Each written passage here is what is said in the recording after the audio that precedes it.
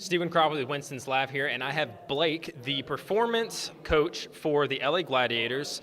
So walk me through what it's like, because you come from a mental health background, and transitioning to a team environment, whether traditional sports, esports. I mean, what's it like to go from focusing on an individual to having to work with that individual in the team environment? So what was actually really cool is my background had a lot to do with structural organization. So like one of the examples is we actually redid the policies of a treatment center that worked with drug addicts. And so I knew very intimately how you set up structures in order to benefit large populations living in one area. And so coming into the LA Gladiators, that's one of the things that we definitely focused on, and how do we make this work? Okay, and making it work, speaking of something that we talked about off camera, is when you have so many people living in one home, which you guys are running a team house, two house setup, but still team houses. I mean, how do you handle when something comes up? You know, when there's tension between players that can't go way far away, or I mean, their home is 2 doors down. So how do you handle that?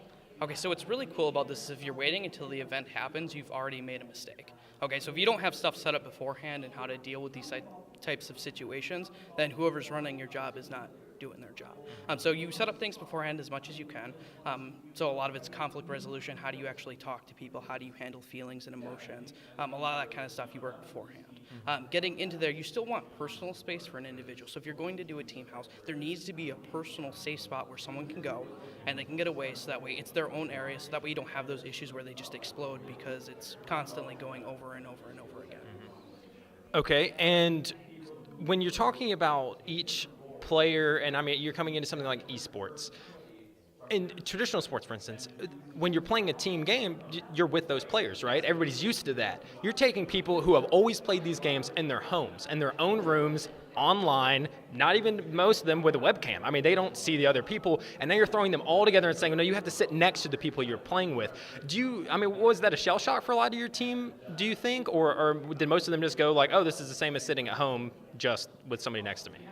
I don't even think they realize it a lot of the time, that there's issues building up, because it's not like I start playing with someone and then all of a sudden I have an issue with someone.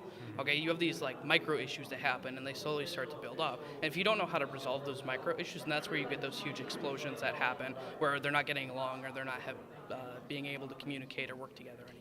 So starting to focus on those little issues and how do we resolve these, right? Maybe someone said something and they didn't intend for it to be hurtful, but it was. So how do you start to resolve these? So that way you don't have the buildup ever happen.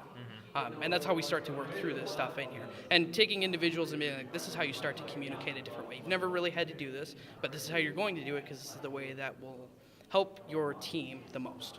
And so that's kind of what we focus on, is like, I feel very upset when this happens, right? And so specific statements that help them to actually work through things and not attack other people.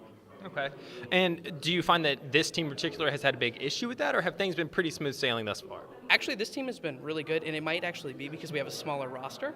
So everyone wants to say that maybe our roster is a disadvantage. I know, at least from the mental side, having 7 people is a lot easier to work with for mental stuff, especially if you're talking about having a team house than having 12. So I think that this team in general, and the individuals who they've selected for the team, because that was before I got in here, have actually very strong mental resilience and able to communicate and work through things. Because ultimately, all they want to do is get better and get better together. Awesome. Well, thank you so much for all the information.